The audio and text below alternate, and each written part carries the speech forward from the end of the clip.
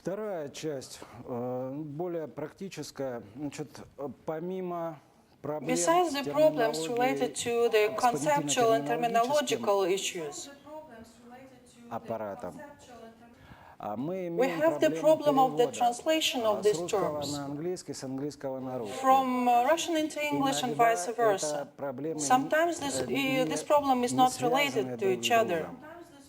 Исходят из It comes from неверного the wrong understanding понимания of the words слов. themselves. Приведу пример. Let me make an В example. почвоведении в In soil российском science in Russia, есть понятие we have the элементарные concept of почвенные частицы. elemental soil Но parts. очень But часто quite often, but in Russian science, sometimes it is equal to the term that was said just right now. Understanding that it's the same, although it's not the same. Let me explain why. Primary soil particles – это This is the initial, первичные. Поскольку есть еще As far as вторичные there are also механические secondary elements. представлены они в Mainly they are основном presented минеральными by частицами. mineral В particles. русском почвоведении But in Russian элементарные soil почвенные science, частицы elementary имеют soil органическое, particles органоминеральное и have organic минеральное mineral and mineral И это не одно и то же. genesis. And it's not the same. Есть еще There is проблема, another например, problem. For example, particle гранулометрический size. состав. Granulometric content. It's not a useful term because at the English there is the special term like texture. That's the difference, understand?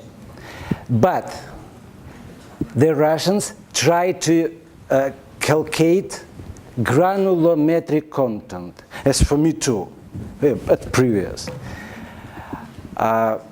Извините, пожалуйста, иначе это невозможно объяснить.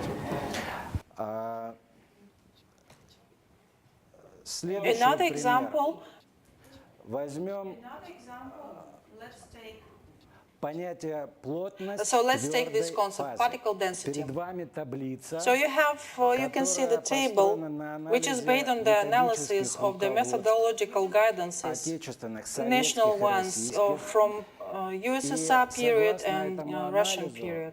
And due to this analysis, we have various methods of preparation of the samples for the testing. Everybody pays attention to the methods of the quantitative definition, but practically nobody pays attention to the preparation. But as far as the preparation can be different, please pay attention that you can grade to make smaller by various methods. By this, we can get the particles, aggregates, and micro-aggregates with various system of porosity. And that all leads to various findings, to different findings. As far as quite often we have not only particles, but porosity.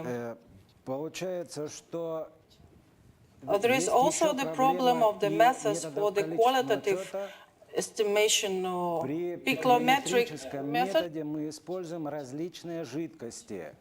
We use different liquids for this method. And after that, we will have the different results.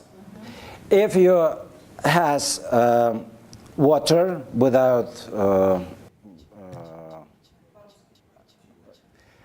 если мы имеем воду still water, if we have still water, без газа, still water, we have first result. Если мы имеем if we have spirits, alcohol, there will be another outcome, бензин, gasoline, керосин, четвертый результат. So the result will depend on the liquid we use. So the issue is what density the soil phase has. Any soil scientist can check the density of the quartz to 62 to 67. Which density Montmorillonite has? You know? I know 3 groups of results. First, 1.8, 1.9. Second group of results, 2.1, 2.2. And third group, 2.8, 2.9. So which group is correct and which group is a specific feature of this matter? This is the bright example of using various methods. Another example is the example bulk density. In Russian soil science, there is one concept, at least here in Russia. And the second concept is the concept of the hard phase. I tried to represent here the hierarchy of the system. It's not, this scheme is not complete. I identify around 18-20 concepts of the soil density. I couldn't see in any textbook for the soil the concept, a coefficient of redensity. And this coefficient is used for the engineering calculations. I told you about soil reclamation. In order to estimate the amount of the soil works, we have to understand what is the coefficient of compaction and recompaction. For example, we do not use the term wet soil and many others. But these terms, these concepts are required to resolve a range of engineering tasks. In our textbooks, it is written that the bulk density depends on the wetness of soil. This is fundamental conceptual mistake. As far as density equals to the bulk of the body, to the mass of the body. So there is no water, no wetness. Density doesn't depend on the wetness. Density depends on the volumetric changes, and volumetric changes depend on the wetness. Relatively, we have to make the standard of the methods. As far as various methods have to give one outcome. And now the practical part.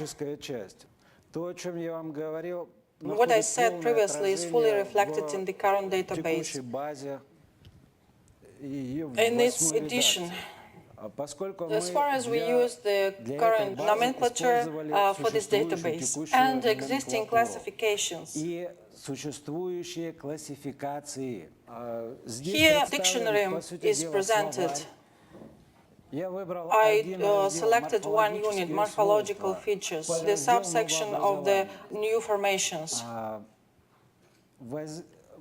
As far as I was the author of the translation for the interface of the software, I found out that there are differences in the translation of the terms.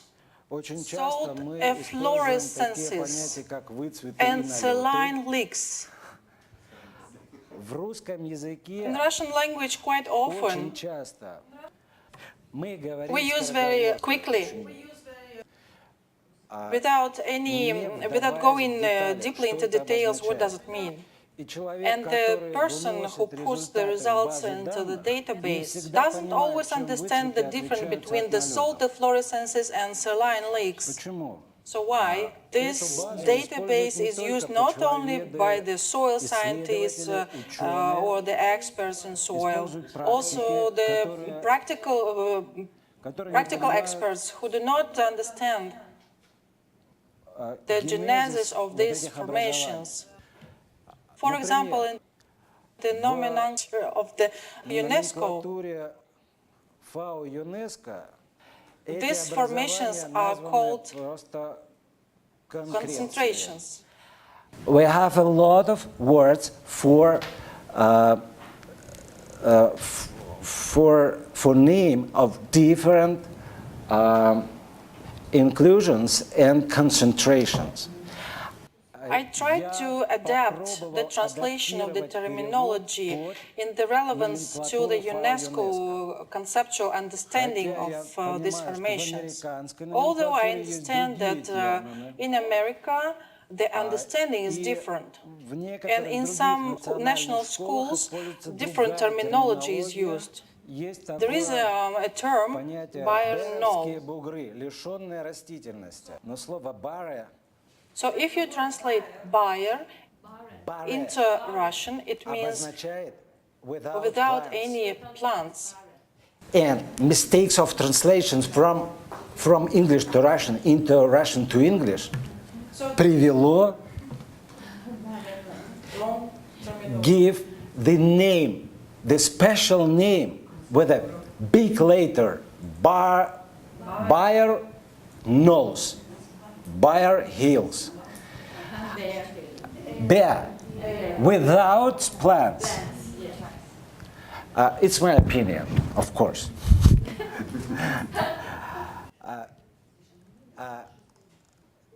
I'm sure that this is the result of wrong translation. And the problem while fulfilling such a database is linked with the wrong understanding of the concepts and the terms.